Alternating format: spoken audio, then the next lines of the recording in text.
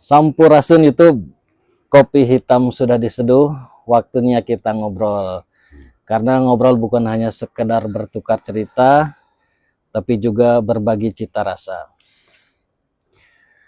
Lingkungan rumah beserta instrumen di dalamnya, mau tidak mau harus diakui mempengaruhi faktor psikologi seseorang. Artinya bahwa jika lingkungan rumah itu sehat, bisa dipastikan bahwa mood seseorang itu juga sehat lah. Terlebih seseorang tersebut ini punya aktivitas di luar, entah itu bekerja, entah itu sekolah, begitu ya. Jadi pada akhirnya akan mempengaruhi mood seseorang ini juga di lingkungan yang dia beraktivitas sehari-hari.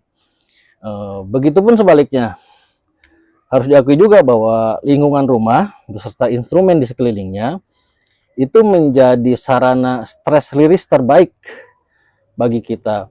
Artinya ketika kita sudah lelah beraktivitas di luar dengan berbagai macam profesi, ketika sampai di rumah, maka kita juga perlu suasana yang menyegarkan lah, sehingga artinya beban kita aktivitas di luar itu bisa diredam di rumah.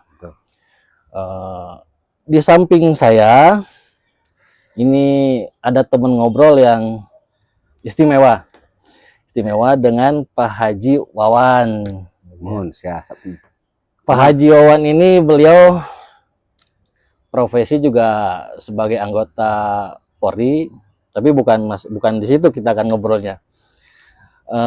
Jika rekan-rekan berkesempatan main di Buruan saya Pajajaran Lestari.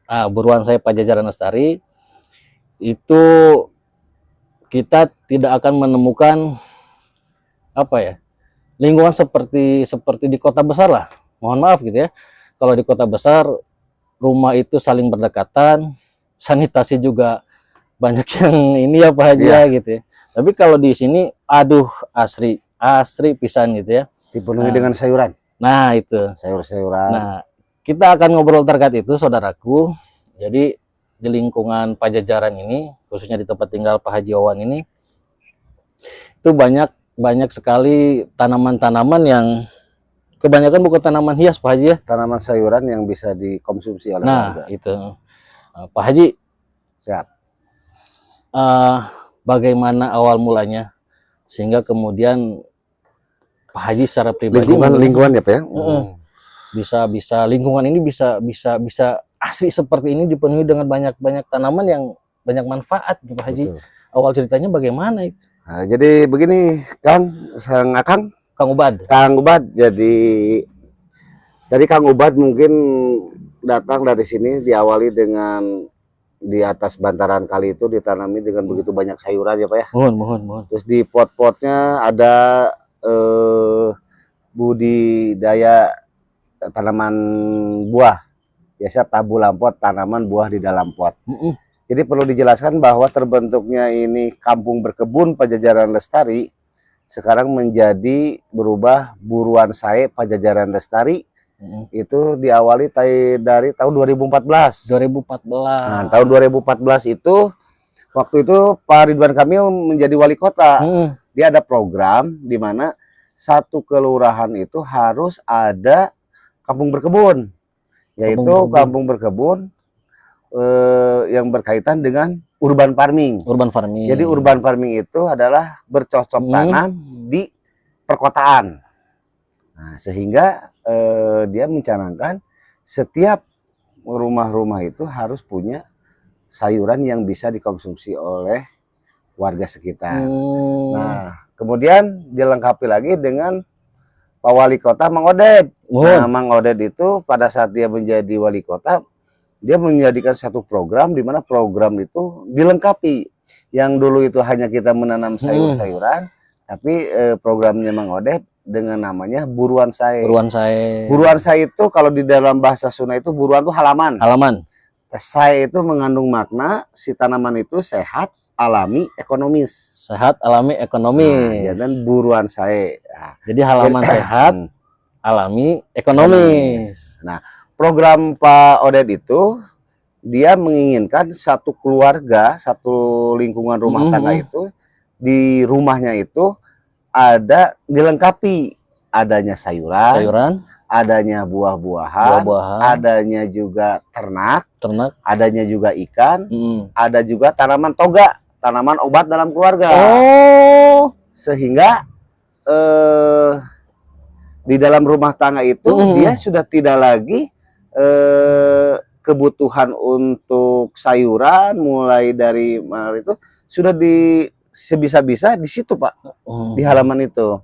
Jadi kita perlu sosin, perlu bawang daun, perlu cabai, apalagi cabai sekarang mahal ya. Nah, semua itu dicanangkan setiap warga itu harus terpenuhi. Jadi nanam sendiri lah gitu. Nanam sendiri. Selain nanam sendiri itu hasilnya juga sehat, jauh dari pestisida. Leras, betul. Juga mengurangi ibu rumah tangga belanja ke warung. Betul. Selain itu juga banyak orang yang datang membeli hasil dari yang kita tanam. Nah, seperti gini, Pak. Jadi kalau kita mempunyai 10 polybag sosin, 10 polybag bawang daun, 10 polybag cabai, semua itu bisa lama kita gunakan. Artinya kita dalam 10 polybag kita hanya mengambil beberapa daun sosin, dua sudah 1 katel, Pak. Terus ngambil bawang daun, jadi jangan dirabut ngambilnya.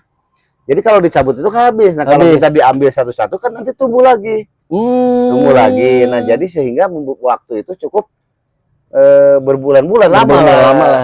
Tapi kalau kita beli di pasar sosin begitu kan simpan di kulkas hanya 3 hari. Kalau ini bisa lama. Jadi itu sehingga Kota Bandung itu kalau semua warganya melaksanakan seperti ini, karena Kota Bandung itu sayuran masih diimpor dari luar Kota Bandung. Hampir 90%. Nah, sehingga ketika ini dilaksanakan buruan saya ini, apalagi di bawah pimpinan Pak Kadis Pangtan, Pak Gingin, ya, Pak Kadis, dia akan sayuran itu kita akan mandiri. Jadi namanya itu ketahanan pangan. Jantan, gitu, Pak. Ya, jantan dengan kita punya kesadaran menanam kebutuhan, ini minimal kebutuhan sayur dah. Iya, kebutuhan sayuran. Kebutuhan sayur, ya, ibu rumah tangga, ya satu keluarga gitu, atau dalam sebuah lingkungan. Nah, mereka juga dengan secara tidak langsung memenuhi kebutuhan mereka sendiri. Betul. Ya. Untuk makan di dapur, untuk kebutuhan di dapur, ya, untuk obat tadi. Betul. Nah, Pak Haji, cuman begini. Ya, ini juga mungkin dialami Pak Haji ya ketika implementasinya gitu ya. Pertama, kalau misalkan saudara-saudara kita nih ada yang berminat, itu cari bibitnya bagaimana, Pak Haji? Kalau pembibitan di sini warga di sini sudah terbiasa sih, Pak. Bibit itu kan awalnya dari benih. Jadi satu pohon kalau cabai kita biarkan cabainya akhirnya mendapatkan benih yang unggul. Kita akan melihat bibit dari hasil kita menanam. Nah, itu kan sangat mudah, kayak macam bibit lotus, kayak macam salada. Salada itu dibiarkan aja, itu tanaman satu aja sampai besar, sampai si biji-bijinya itu terbang kemana-mana, bahkan bisa tumbuh di pot-pot yang ada tanahnya. Sehingga kita pun tidak seperti itu, Pak. Jadi kalau pembibitan tidak usah khawatir, adapun mau datang susah cari bibit ya bisa ke Pajajaran. Nah, bisa menghubungi Pak Haji Wawan lah. Di sini juga. Di sini warga sini pasti sudah tahu lah dengan beliau gitu. Iya. Terus Pak Haji, ya seperti yang di awal tadi, ya. Di kota besar seperti Bandung ini pemukiman itu kan relatif padat ya. Jarang sekali gitu RT atau RW gitu, bahkan ya kelurahan memiliki halaman terbuka atau ruang terbuka untuk menanam gitu kan. Nah, solusinya seperti apa Pak Haji? Sepengalaman Pak Haji dalam menghadapi situasi itu. Kadang-kadang orang-orang berpikir bercocok tanam itu harus dilaksanakan di lahan yang terbuka, mempunyai lahan yang luas. Mohon. Makanya dikatakan di sini urban farming. Kita mempunyai lahan dengan ukuran 2 meter ke 3 meter. Sebetulnya kita sudah bisa bercocok tanam.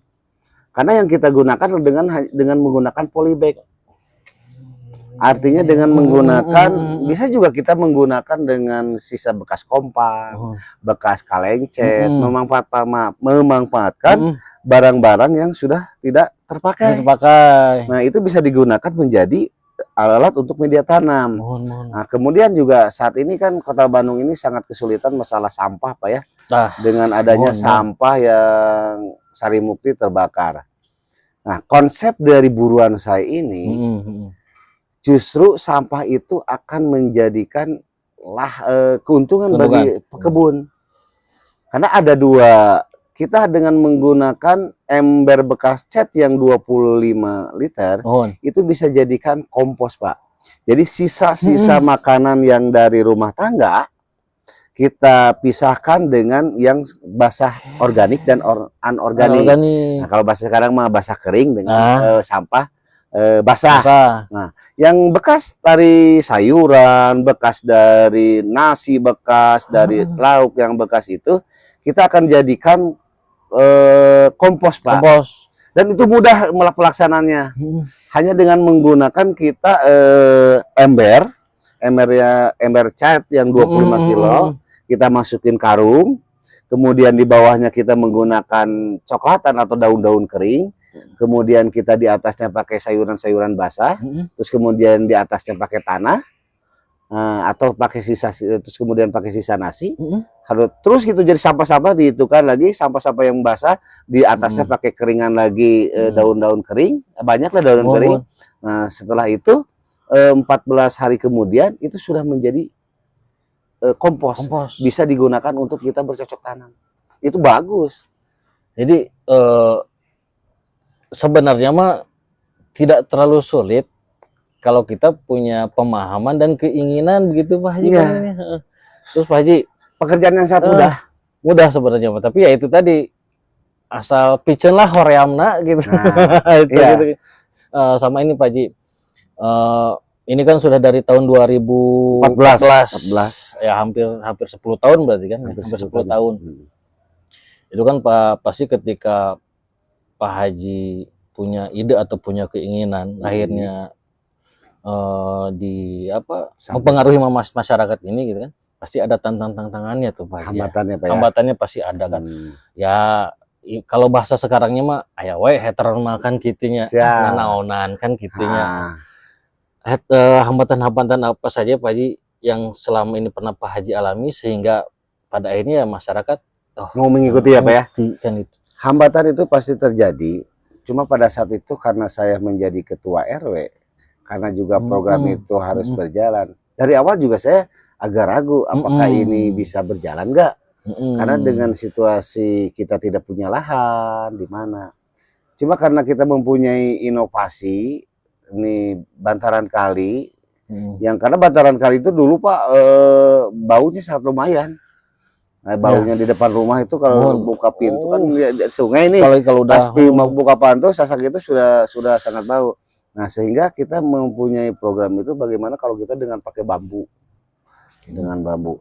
Nah, mengenai hambatan yang kita alami sebetulnya awalnya orang tidak percaya akan keberhasilan seperti ini. Naonan cenah lah. Kikituan menghasil, tapi kita tidak boleh putus asa. Tapi tetap kita memberikan, makanya 3 hal yang harus kita berikan kepada mereka. Edukasi yang pertama, kita sebagai stakeholdernya atau kita sebagai pengurusnya, yang pertama harus berani korban waktu. Korban waktu itu dengan cara kita sosialisasi tidak cukup sebulan 2 bulan Pak. Pasti. Sampaikan bagaimana pentingnya kita bercocok tanam, ini manfaatnya seperti apa. Itu perlu disampaikan. Kalau kita sudah menyampaikan karena kedekatan, itu akan lebih mudah. Apalagi pada saat itu ketua RW kan, lebih mudah. Seperti ini, kita sudah ini.